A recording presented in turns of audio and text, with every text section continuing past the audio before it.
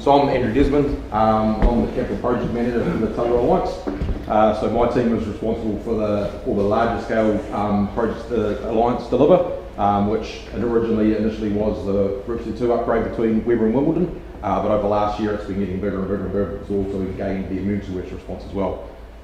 So this is the 9th storm event we've been dealing with in a year, and it started out with the February storm in 2022, and now we're dealing with Gabriel, which is a massive scale compared to what we've been previously working on. So we've been having this ramp up production, ramp up staff, and we're still kind of working through it. So I thought I'd just give you a very brief rundown about kind of where we're at with the roading side of things right now. Being a big event, there's a lot of decisions got to be made about it. So snapshot, any questions that come on board, we'll get them later. So immediately on when we do emergency response, essentially there's a couple of phases to it. There's the initial response, which is basically the crews getting out there, opening up roads, getting the community reconnected. And as part of that, what we start doing is starting to do network inspections, which involves our inspectors and other teams driving the network, capturing the locations of faults, taking photos of them, and then recording the data about what we need to do to fix the roads. As of Gabriel, we've recorded 2,319 road faults, and every one of those faults needs to be looked at, valued. Some of them need design engineering, and it's my team's role to sort of analyse that as we go through, and we're very in the early processes of doing that now. But I'll just run through a bit more about where we're at. So, of the slips, there's 916 slips that have been identified, and some of them go from a little 15 cubic metre thing that's blocking the water table to some probably 1,000 cubic metre slips that have got down primarily in the River Road, Marinega Gorge area. So there's a bit, normally slips are pretty straightforward to deal with.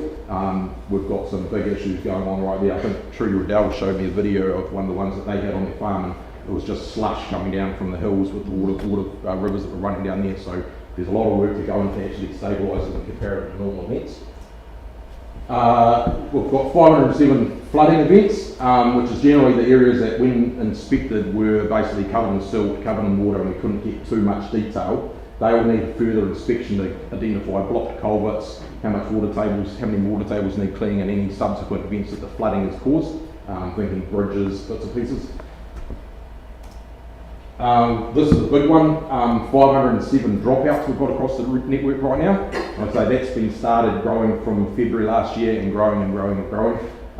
We're now getting to the point that we're having a think about what we've got, the scale of dropouts is how we address them and what sequence we address them, because as I think Tracy might have mentioned, it's a long-term recovery, this one. We've been battling it since February last year, and it's getting harder and harder with the amount of damage we're building. So winter's very much in the back of our minds right now, saying what we're going to get through winter. Probably undervalued this one, but 104 fallen trees. We have had a bit of a session going through the network in the early days to try and pick out the hazardous trees that were hanging up in the banks and the slips and bits and pieces. That was the initial response to actually pick up 104 trees that had fallen down. There is more as part of the wider slip clearance and recovery that has happened.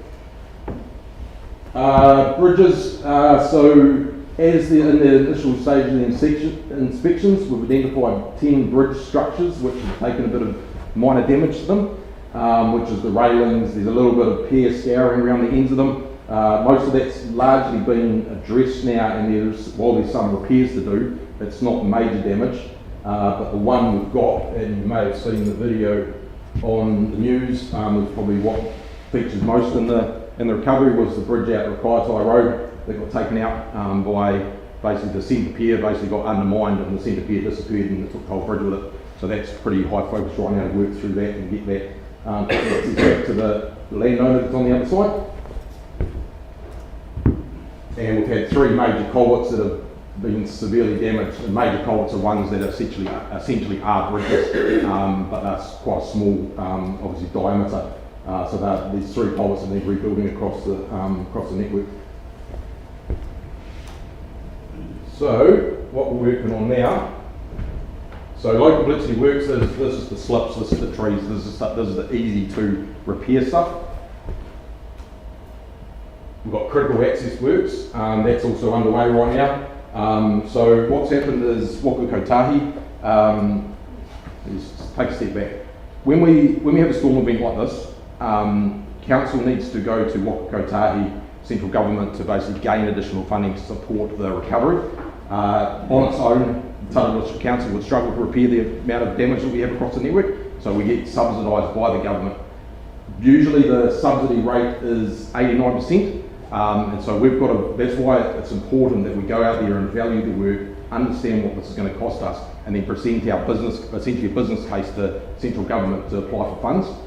At this point, we've been given $10 million as a snapshot to help keep things moving forward, and we're in the process, and that funding there is to basically do the initial response, which also includes the initial response costs that were associated with Cyclone Hale in January, and then stabilise the network so this winter when the rains start falling again, we don't get ongoing damage and continuing damage. So right now, that's our biggest focus, is to get most of the roads are reopened. We're still working on a few down in the southern area, but right now it's basically open up drains, open up culverts, stabilise some of the dropouts that if we don't do anything now will get worse and potentially have the road disappear.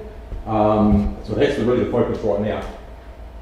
So if we go through the different phases, there's the low complexity work. Like I say, the easy stuff we've got to, basically easy stuff to do. We're kind of in this phase now here where we've completed the initial response, the roads are open, we're starting to get around the drains, clearing up culverts, making sure they're working before winter, before the rains start coming and things start getting worse.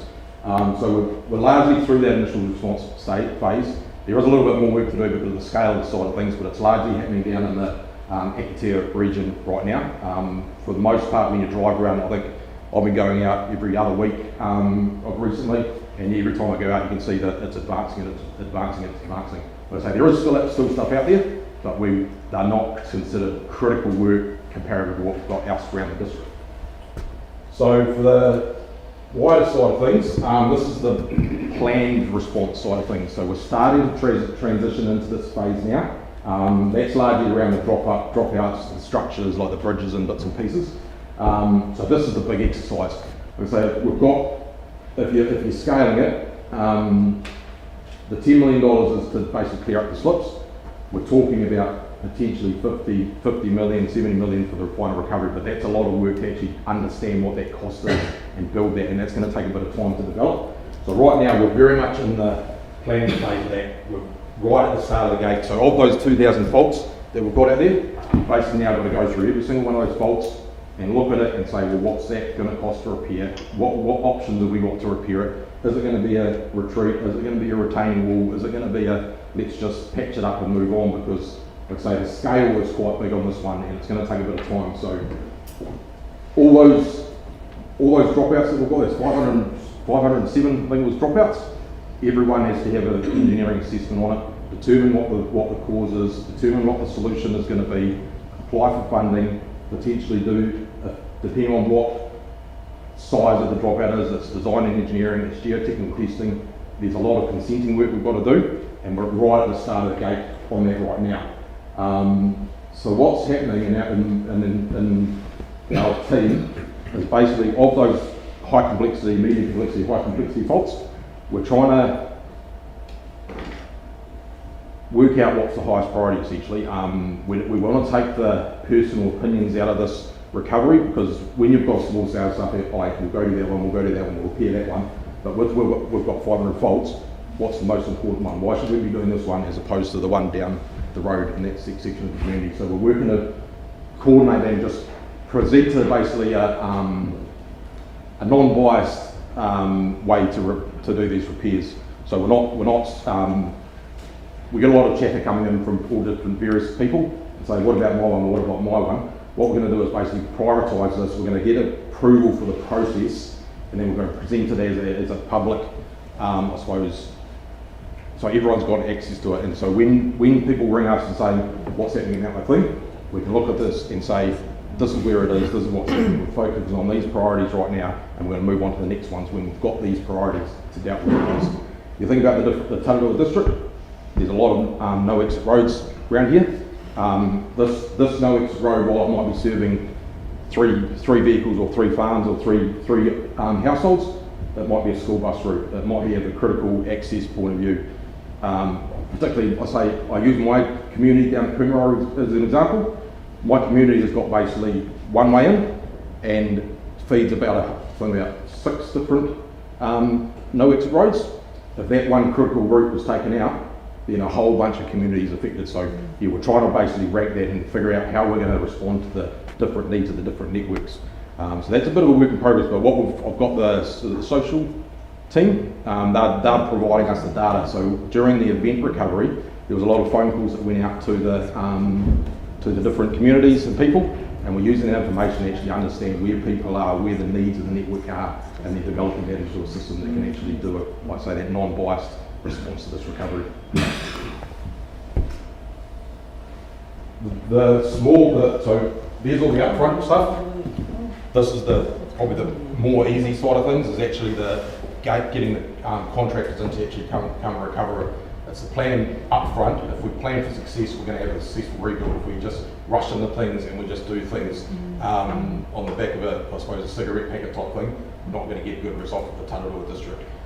Mayor Tracy's fighting for as much support we can from central government, and the key messages that they've been trying to, that has been talked about, is building for resilience as well. I think we've all probably recognised this whole climate change side of things, with these events seem to be getting worse and worse as we go through. So when we're doing our build right now, we want to be thinking about what's it like now, what's it like in 20 years, what's it like in 50 years. We don't want to be building for now, we want to be starting to think about what we need to do to get this network stable for the long term. People are saying this is quite a good opportunity for the Tanarua district to be able to get some of this in there, because it's always been sitting in the background, being quite isolated. But the more we can promote the district, the more we can support each other to promote the messages and what we need for this district, the better result we're going to get out of it. So